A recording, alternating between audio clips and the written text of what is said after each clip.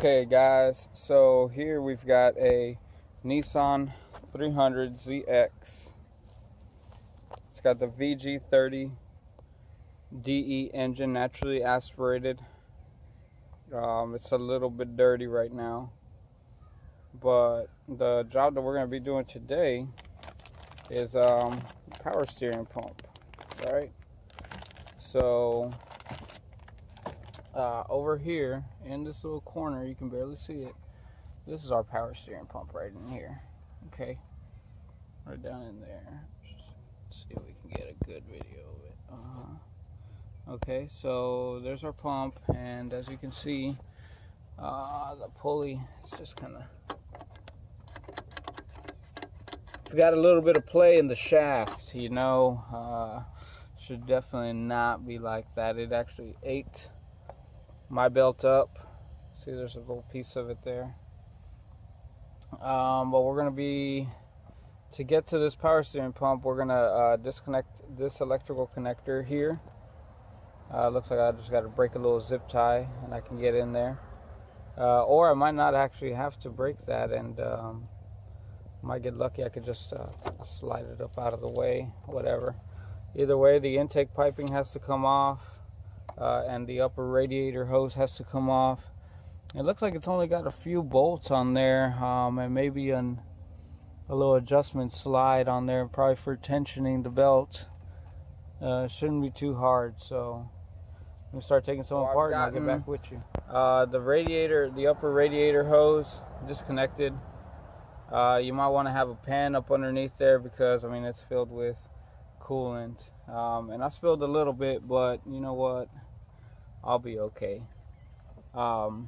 Now this intake hose here, or this intake piping, I already undid the worm screw here.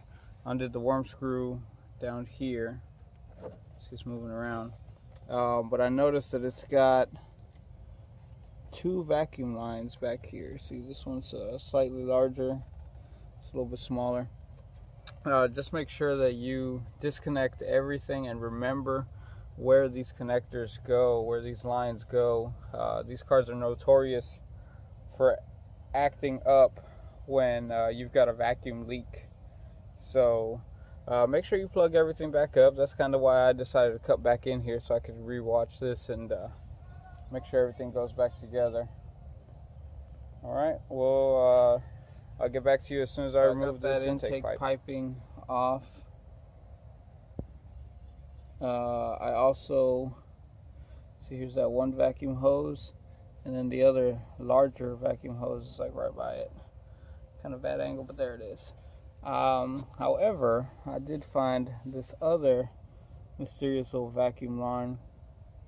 That's I gotta chase it to find out, make sure that that's routed in the proper location.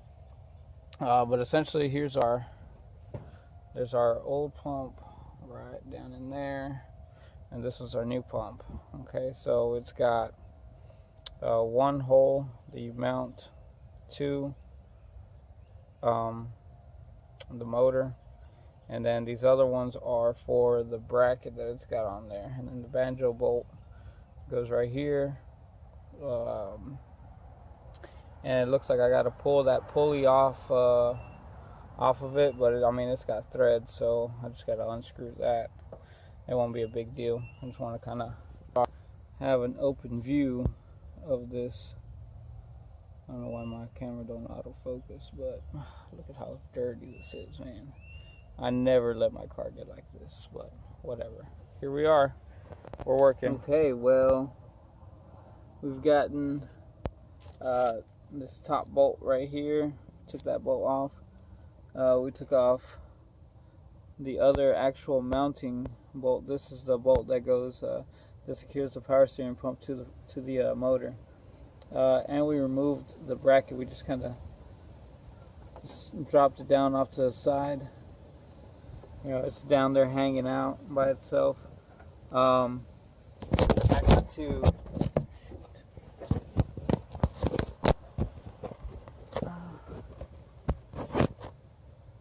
I got to get that banjo bolt loose and that's a 24 millimeter. But I don't have it on my mobile toolbox, so I'm actually gonna have to go pick one up because I couldn't fit a pair of slip joint pliers in there. I just couldn't get the right angle. I also let me see. I'm actually about to use a pry bar right in here, in this little spot right here, so I get the pump to separate from the motor. I just gotta get the right angle, obviously. And I should have that pump hanging, and it looks like all I gotta do is, like I said, undo that banjo bolt right there, and then there's a hose, another hose right down there. It's got two little bolts on it. Look like maybe 10 millimeters on there. And then that should be it. That should be out. Here's the new pump. It's ready to be installed. And here's the pulley that I pulled off of this thing. So I'm gonna be undoing this retaining nut off of there, pulling the face off of it, and then you know, putting this on the new pump. But it looks like this little seal right here, it's maybe the culprit. I mean, I won't know for sure until I actually take the pump out and start poking around at it, but I guess it just blew this seal, man, and took a crap on me, so oh well. Okay, so we've gotten the power steering pump out. Get this camera in a good spot. Okay, let's see. Looking at right there. See you? Okay. So this is where that long bolt went through. My bracket has fallen out. This is my pump sitting down there. I also got to remove the 24 millimeter nut on there, get that banjo bolt off. However, it's significantly harder to take off while the pump is out of its bracket than if it was back in. So I got to put this pump back in, put the through bolt back in it, and then undo this bolt. So we'll see where we get to. All right, so here's our wonderful power steering pump still. What I did was I ran that through bolt through the pump itself and into the bracket. Now you can see it's not really secured onto anything, but it was enough to keep it in place so that I could undo this banjo bolt, which is really the only goal that I had for this. But now what I wanted to talk about was this this bracket itself. Now the other side, it's got the threads in it. Let's see if we can see. Let's see from where I'm at, so you should be able to see it in this camera.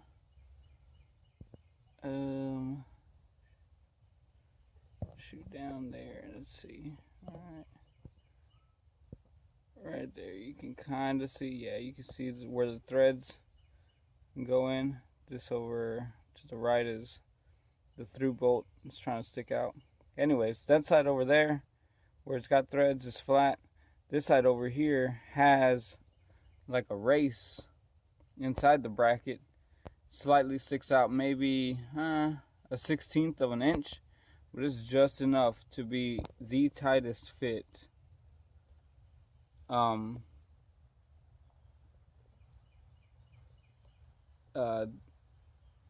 It is just the tightest fit for this power steering pump, so I couldn't even get it to wiggle back into its bracket, and that's why I had to do it this way. So again, my tip for this job is remove the hoses before you remove the brackets. Alright, so now that I got this bolt off, let's throw the new pump on and see what's happening. Alright, so with a little bit of struggle, got it out. Here's our pulley. You got to pull the pull off of this shaft here. You can see it's already been a little bit torn up because, well, I've been beaten up on it.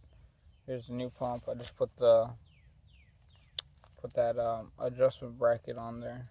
No big deal.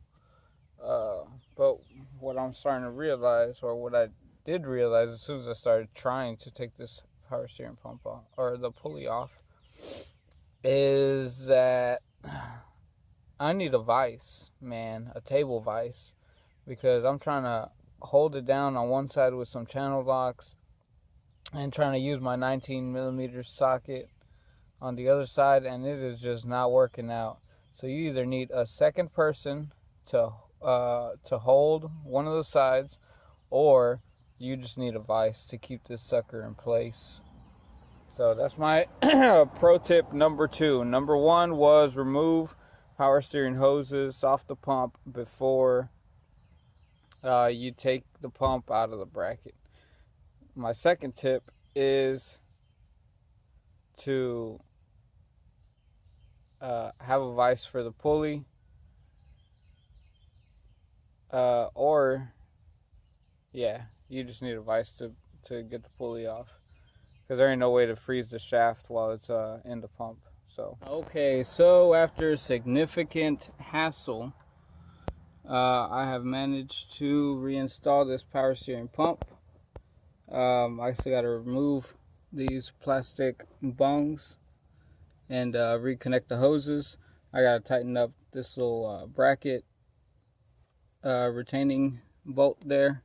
I tightened the pulley on there,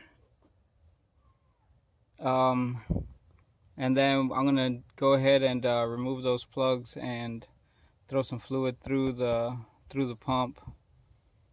Make sure it's lubricated, and then I'm gonna start putting everything else back together.